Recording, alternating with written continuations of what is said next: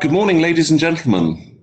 Welcome to the second day of the 2020 ESPAS Conference, the Conference of the European Strategy and Policy Analysis System. The theme of the conference is Thinking About the Future, Europe's Road to 2020.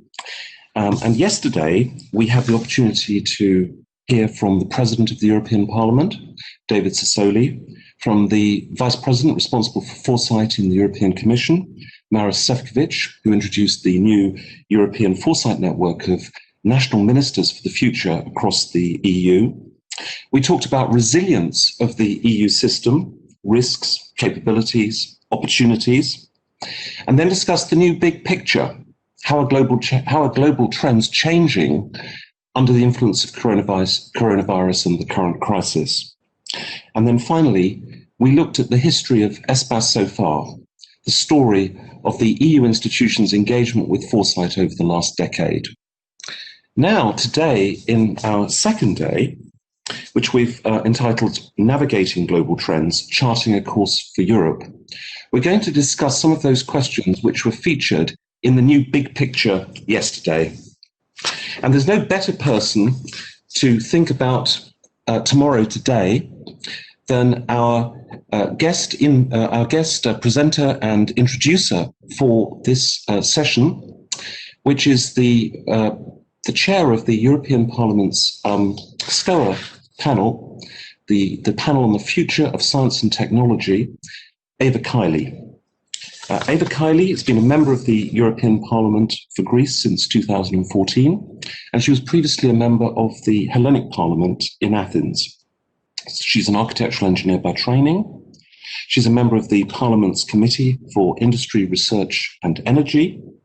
And she is, as I say, chair of the Parliament's panel for the future of science and technology, the STOA panel, which has played such a role over many years in prioritizing issues about science and technology options assessment and the impact and influence and importance that science and technology issues can and should have on the policy-making process. And among the innovations which she's introduced during her term, the new Science Media Hub and also the new Centre for Artificial Intelligence. And Eva joins us now, and I'd like to ask you to say a few words of introduction. Thank you very much for being with us. Over to you, Eva. Dear all, I want to thank you for having me here today. And first of all, and especially, I would like to thank Anthony Tisdale, not just for inviting me to open again this annual ESPAS event that brings together actually the whole EU Foresight family along with expert communities and interlocutors, but because of his vision to have such a high level expertise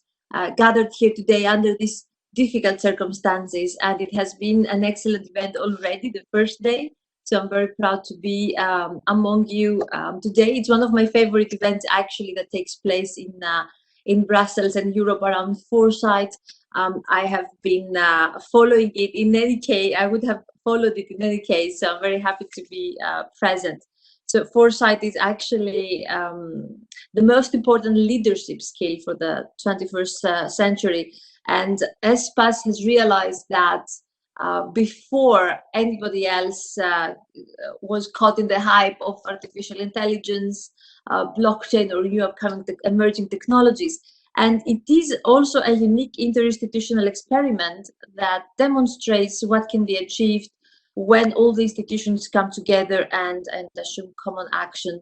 So despite our distinct roles and powers, perhaps, with the EU decision-making structures, I would say that recently we managed to see things from the same side and share a common vision and the same set of values, aiming at the same objectives to achieve the best for people in EU. So, also we have the foresight unit under STOA, under Science and Technology Committee, which means we are always trying to be very close with ESPAS and follow the trends and the excellent analysis and studies that are presented to us to see where we should focus and prepare members of the European Parliament with scientific data and workshops so that they can be prepared for legislation. And actually, this is what helped us to establish the Center for AI before the pandemic started, actually, January 2020. in order to be able to explore all the aspects of the transformation of the artificial intelligence. And we see now everybody is reaching out to STOA and DPRS to understand and have data on how this transformation will happen and how we can be prepared for this transit. You saw also yesterday with Vice President Šefčovič that we have a strategic foresight report actually very close to our priorities, and it has analyzed the 4 dimensions. I would say the prism that Europe now is seeing things is the social, economic, geopolitical, green, and digital. And resilience is something we are trying to achieve in terms to distinct ourselves from different approaches, different political systems, because I also think, like ESPAS, Europe is really an amazing experiment of how democracy can achieve the greatest things when we manage to move together. I don't want to take much of the time, but I would like to definitely say that in Europe we are trying to protect our quality of life and especially jobs from this 4th industrial revolution. In every revolution, in every industrial wave, actually, we have job losses, and I would say a difficult transition for the communities and people to the new needs of the era. So I would say that the responsible deployment of digital technologies has been an objective also of our committee, and we are trying to touch it with setting questions like, what if law safe technologies, and what if we had materials that could make everything transparent, or what we had materials that would be light but harder than steel. So these questions actually trigger the interest, and we see also what people need and how we could find new solutions and solve the new emerging problems and challenges. And under the pandemic, we realized, Anthony, that unless we work together, we cannot face these challenges that face no borders.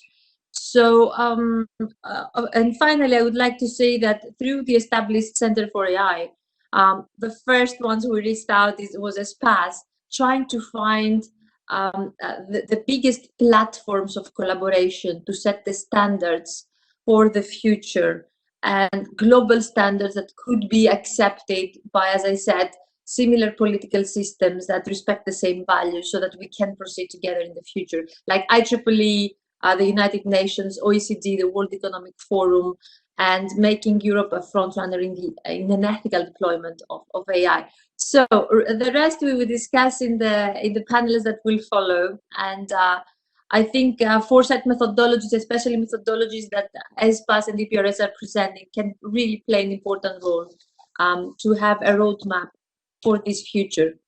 I would like to thank you at this point, and we'll talk later with great speakers and really one of the highest level of events that have been participating in Europe in general. Thank you, Anthony.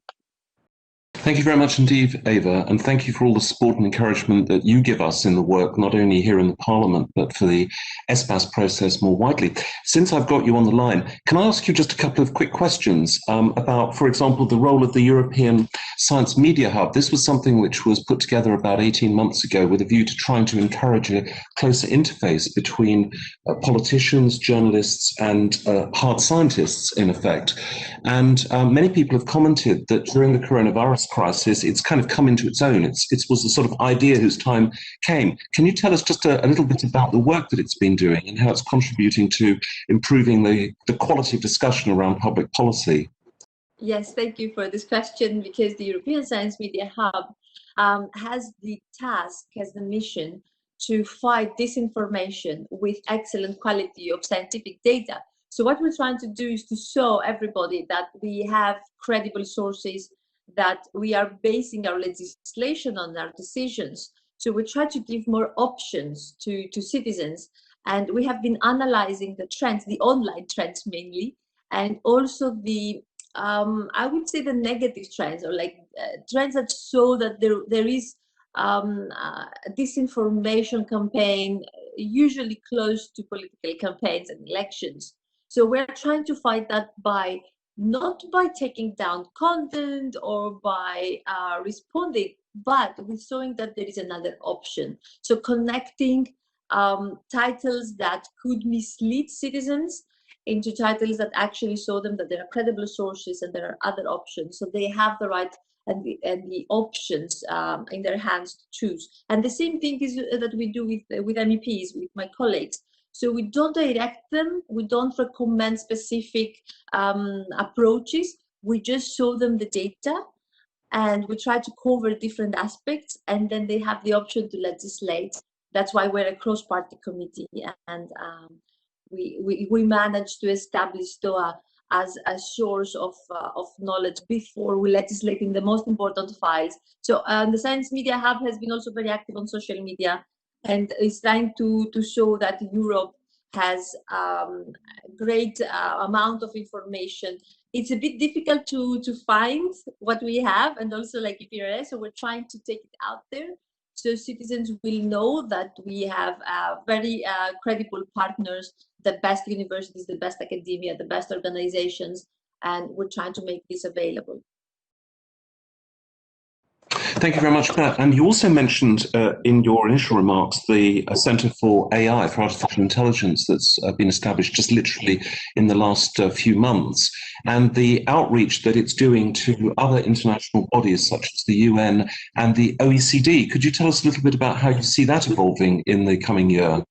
Well, actually, thanks to our excellent cooperation, Anthony Tisdale, and your understanding, we agreed that this would be a great idea to have a body that it's a cross-party, let's say, panel, think tank, with ESPAS, with EPRS, to collaborate with OECD and have a mandate that it's broader than the committee's mandate, in order to discuss about where we can find common ground, so where we can set global standards, standards that they respect the values that we respect in Europe. So, for example, we don't compromise safety to have privacy. We don't compromise privacy to have safety. These are rules that we want to set up together with OECD. Anthony Gooch has been a real great partner, the Vice President of OECD, in every difficult discussion we had for digital tax. So we have been working together on several different technologies and different needs to find ways to have more countries, not just the European Union, but like to expand our approach and agree on how we can move forward together. So with his leadership, we are approaching different parliaments, and we're trying to find a roadmap and to see the minimum consensus we can achieve in order to, at least for our values and principles, to be able to move forward into building up these partnerships. As this technology is now transforming everything, it's very important to make it right from the beginning. Of course, it has a dynamic that changes, but if we join forces now, we can actually protect ourselves from the consequences of this rapid transformation. And you have in your hands an archive of amazing studies and in-depth analysis, and also a great understanding of where we need to go. So a very political, I would say, approach. So if we can manage, instead of duplicating the same studies and the same analysis, if we like join forces, then very fast we could present as a toolbox, a set of standards for anybody that wants to follow those, and then build stronger collaborations. As we saw with the pandemic, we actually cannot stop these challenges with our physical borders. So it would be better to try to join forces into finding solutions, to find a vaccine that would be accessible for citizens, use AI tools, use supercomputers, or like the power of the industries. And this can only happen with collaboration.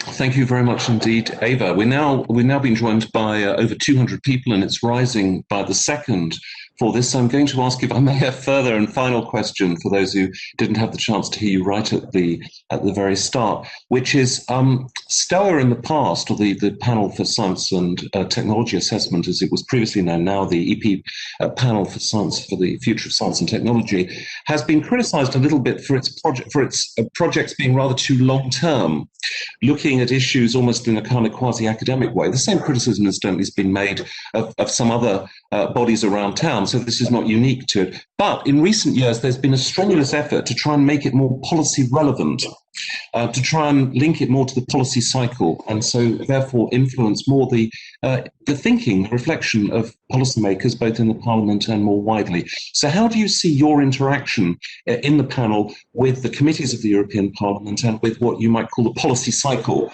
of the European Union, so that when we come to the end of this 5-year cycle, we can say, yes, this process, the STOA process, really made a difference? Well, that's a great question, because I believe that the value of having a foresight unit and having a science and technology panel in order to have access to excellent quality is something that has to have a very strong mandate, and it has to be, though, communicated to members, and it has to work very close with the committees. And sometimes we have so many requests, recently especially, that I think we keep busy everybody in STOA with amazing projects, and we have a difficulty to prioritize, actually. We have been approached by several committees in order to provide them with our studies, existing ones, or to prepare new ones for hydrogen, for how jobs will be lost and what are the skills that we need to acquire, for teleeducation, for climate neutrality and ideas to achieve the Green Deal. And these are some of the projects that we had nothing to do with the AI. AI, we're touching everything, how the algorithm works, how we can avoid biases inside an algorithm. And as I said, we have access to the best universities and the best organizations, so we can provide them very fast with the data they need. Also, data about the budget. We're trying to understand why we have this gap of excellence inside EU. The moment you have the best analysis in your hands, then you can properly legislate. And sometimes we're struggling to be on time so that we can be useful for MEPs. And I'd say that especially the last year, as of the beginning of this mandate, we had more and more committees joining STOA. So we have all the MEPs participating, and more that want to participate, but there was it was taking some time until we open up a bit more. Although it's available actually to any request, and we're working with several committees for LIBE with mass surveillance and understanding how we can not compromise privacy for safety, and what we should do to protect citizens. So we have so many requests that I believe STOA not just has to be there, but we have to strengthen our collaboration, and it has to expand its mandate in order to understand all the emerging technologies, because the exponential technologies, they are transforming everything so fast that it's not easy to have an understanding, a scientific understanding of how you can intervene as a politician. You have to understand how an algorithm works. You have to understand how many parameters you can have and what kind of data can be fed to the algorithm to achieve what? To achieve problem solving or even decision making. If you want to have an autonomous robot that's using AI software, and how much autonomy is appropriate. I can also remind you that like 4 years ago, we were traveling to US at the best universities, and there they pointed out, they raised actually our awareness about autonomous weapons. And we see that the discussion is just started and the legislation is now taking place. But we were pointing out that this is a problem that is it's actually here already 4 years ago. On blockchain, the same 5 years ago, before anybody knew what blockchain technology was, and it's like quite threatening to specific sectors. And then if you analyze scientifically that it's mathematics and it's an amazing tool for, it depends how you use it. for transactions or to have cryptography and to create trust. Suddenly, everybody's talking about trustworthy technologies. So I believe that it has added tremendous value to the work of the European Parliament and the European Commission. And actually, we were the first ones talking about the ethical framework we need to set up, and the Commission and visionary commissioners actually, for the first time, I think, they followed what they saw that we needed and we expected from them. And now we are setting an ethical framework for AI. And I would say it's been expected globally to see how we can make it also binding by law. Thank you very much indeed, Ava. And as you say, I mean, so often in many areas, and foresight actually has been generally has been a good example of this. The European Parliament very often is ahead of the curve and helps define, if you like, the priorities and the philosophy of the Union as a system as a whole. It's been a great pleasure to have you online. Thank you so much for joining us and for setting the theme so very elegantly and effectively. We really appreciate it. And we now move to a series of video messages from various... Anthony, I want to thank you and leave you with one question, because we're going to meet again at the next panels. I would like also to listen from you, following all these trends.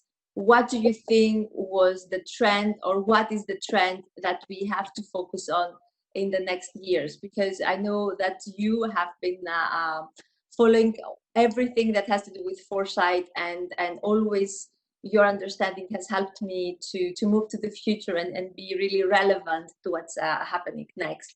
Thank you. Thank you. I'm going to answer in a way that's slightly heterodox, which is to say, I think the biggest trend that we have, it's a reiterative pattern of behavior that we have to guard against, is complacency. There's a huge sense of current crisis, but the moment that recedes, there's a risk that we will revert to assuming that somehow normal, the new normal, is going to be the future normal. And over time, we've done this repeatedly, where when the opportunity has arisen to pull together, to take difficult decisions, to prioritize our interests and make sure that our values are properly defended, we sit back. It's not only a European thing, Americans too. But when you look at the huge opportunities which existed after the fall of the Berlin Wall, and which we were celebrating the 30th anniversary of that last year, and of German unification this year, and you think of the opportunities that existed for the West during the course of that decade up until 9/11, you realize that, in fact, there was a measure of complacency which we need to guard against across decision-making structures in all democratic institutions. And so that, I think, is a trend, or a pattern at least, that we need to take very, very seriously as we come out, hopefully, of the current crisis. Ava, you're going to be joining us again at, I think, 11:45, when we have a panel on how far can foresight offer a foretaste of the future. So we look forward to seeing you later on. Thank you very much for joining us this morning to introduce this day of the conference. Thank you. And now we move to a series of video messages, and the first of these is from Vice President Othmar, Vice President of the European Parliament, responsible for information, press, citizens' relations, and also, in fact, for a large part of the work of the European Parliamentary Research Service, which I have the privilege and also the pleasure to head up. He's been a member of the European Parliament since 1999, and he's a member both of the Economic and Monetary Committee of the Parliament and of the US delegation. So welcome to Othmar Karas. Dear ladies and gentlemen, dear friends of ESPAS, in times of crisis, most of us are dealing with present problems and past mistakes. I am therefore very glad to see that with events like this, we are also thinking about our future. I am convinced that even in times of uncertainty, we need to shape it. Joe Biden, as US President-elect, restarts our transatlantic effort to tackle climate change and global insecurity. The hard-hit European economy and our threatened Western democracy might be more open to long-term reform. The increasing tensions between the United States and China, and in so many other places, are a wake-up call. The world needs Europe. The pandemic has shown that for our next crisis, Europe needs to become better prepared, more resilient and more responsive. Changes are necessary in the way we run our countries, better cooperation in the European Union and with our friends. We need to take risk again. I thank the Commission and its Vice President Šefčovič for their efforts to implement foresight in the EU. The European Parliament is a strong partner and an agenda setter when it comes to future issues, be it artificial intelligence, climate change, or the future of work. Ladies and gentlemen, it is good to see this cooperation to continue. The ESPAS process, which is in the 10th year now, has become a stable link between the European institutions and a place to look beyond the horizon. As Vice President responsible for the European Parliamentary Research Service, it is also good to see that our scientific advisors are part of this discussion. Researching the future is key to shaping it. We should not keep the future waiting. Therefore, please continue your important work. Let me wish you fruitful discussions and let me thank you for your commitment to organize this joint event despite these difficult times. Even though I cannot stay with you longer, I would be very grateful to hear about your conclusions and outputs. All the best to you. Thank you very much indeed, Othmar, and we very much appreciate his support for the work that we do, both, as he mentions, in the European Parliamentary Research Service and the ESPAS process of dialogue, discussion, reflection between the European institutions on long-term trends. And of course, the whole debate has moved on very rapidly with the notions of European sovereignty, strategic autonomy, and so on. At the heart of that discussion about Europe's capacity to be influential and effective as a player in today's very complicated, multidimensional world, at the very heart of that is Josep Borrell, the High Representative of the Union for Foreign Affairs and Security Policy, and also Vice President of the European Commission. And he has very kindly also sent us this message. Dear colleagues and friends, it's my pleasure to address you today, and I want to pay tribute to those who have put together this year's conference. You have been growing in size and importance over the years, and is today ESPAS is a key feature on the international politics and foresight agenda. I very much welcome that my colleague, the Vice President Šefčovič, placed foresight right at the center of the Commission's policy making. It sends a clear message that we are wedded to responsible governance by preparing for the expected as well as for the unexpected. Certainly, we are facing unexpected events this year. Today, you will be discussing how to navigate through global trends, charting a course for Europe. And clearly, we are navigating shifting waters, not only because of COVID-19, a very much unforeseen event, which has been acting as a great accelerator of geopolitical trends and challenges. But even without the pandemic, the world would look and feel very different compared to just a few years ago. Let me mention some of these key characteristics. Well, the first one, for sure, is the geopolitical rivalry between the US and China, probably the number one of dominating issues, structuring issues of the world to come. Second, the erosion of the rules-based multilateral order and the weaponization of economic instruments to pursue unilateral objectives.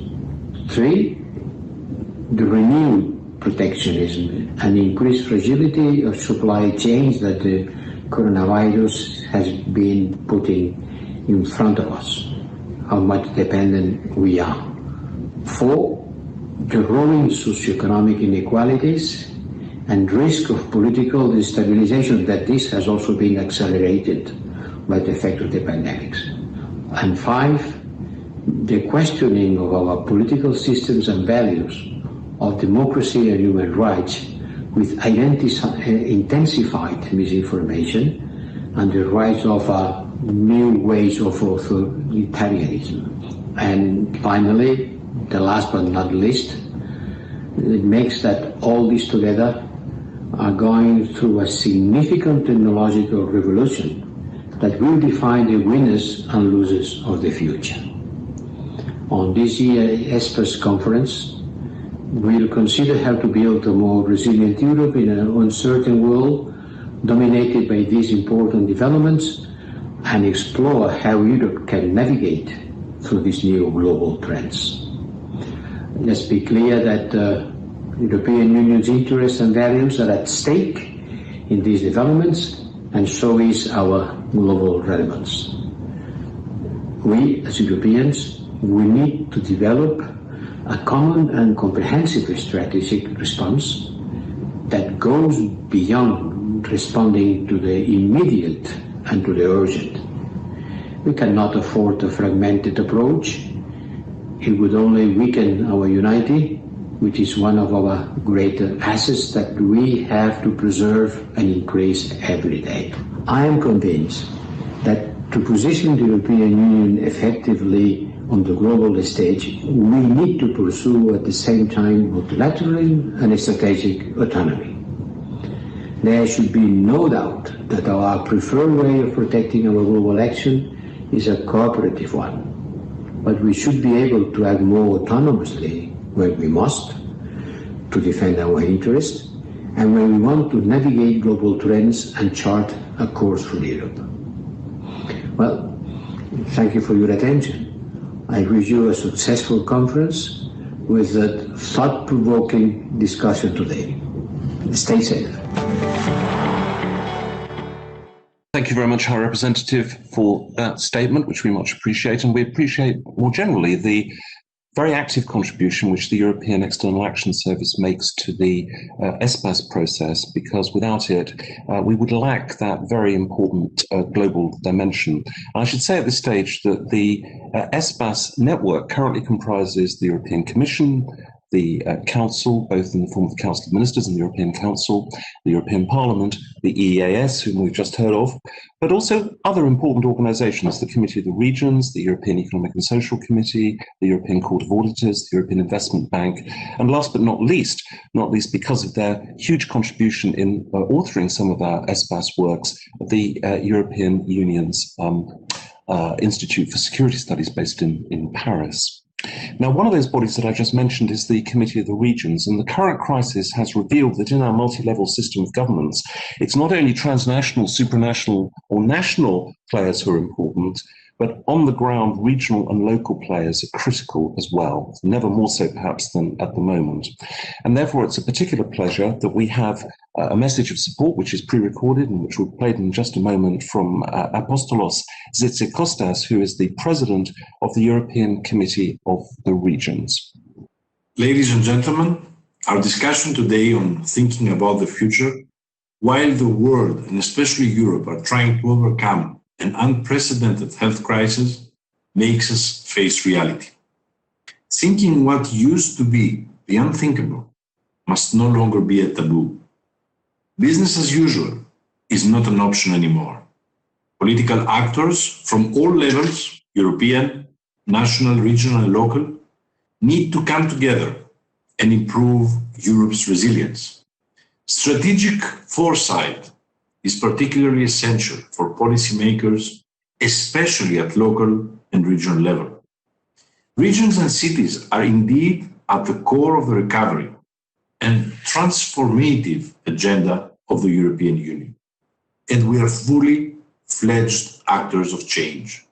In this dynamic of putting foresight at the heart of EU policy making, the European Committee of the Regions is working alongside the European Commission, the Parliament, the Council, and the European External Action Service to develop an efficient EU anticipatory governance in order to forge a common strategic vision.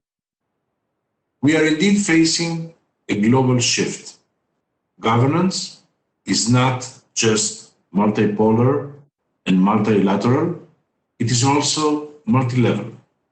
Globalization, digitalization, climate change, demographic challenges, and of course, urbanization will definitely continue to shape our societies and economies, transforming how people live and work in both urban and rural areas.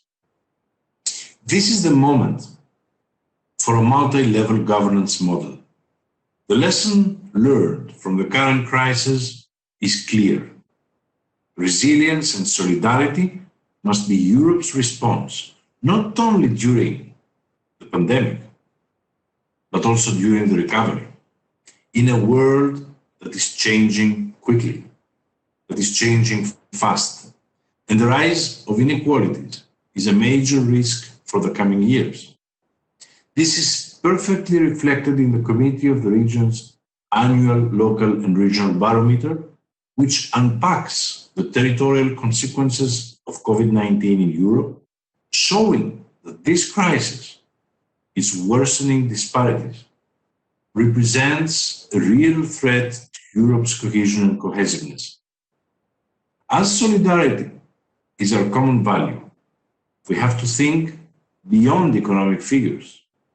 A consensus must be found on a new measure of our society's progress, not only based on economic growth, but also determined by social and environmental factors for a better, more sustainable future.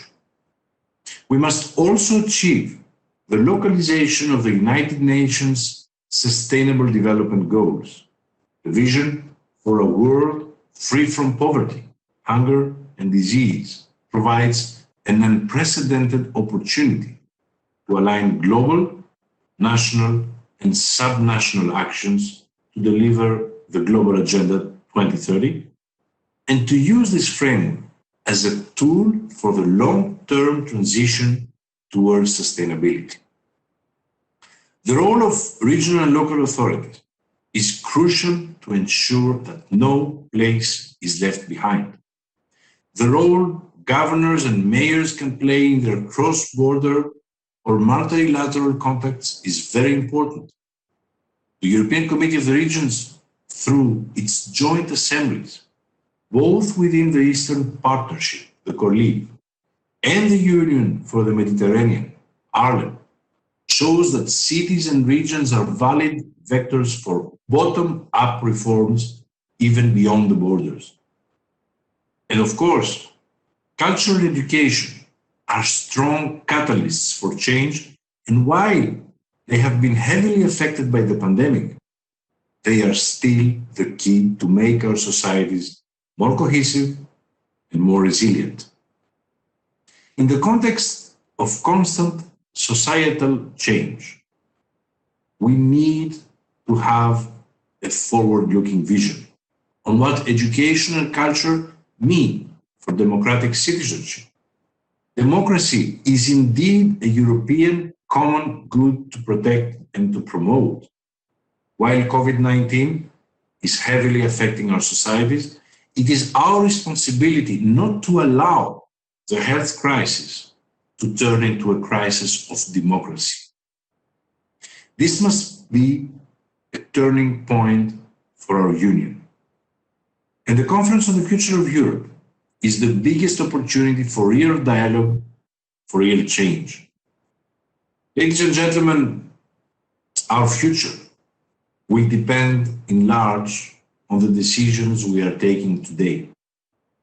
I am convinced that these two foresight days, organized under the auspices of ESPAS, will contribute to better understanding and defining what we want for our future and what we can change, building Europe 2030. A resilient, greener, digitalized, and sustainable Europe, which is closer to its citizens. Thank you. And thank you very much indeed, Mr. Tzitzikostas, for those remarks. emphasizing that democracy is perhaps the ultimate common public good and how vital it is that we defend it in these complicated times. And in that context, making sure, as he says, that no place is left behind.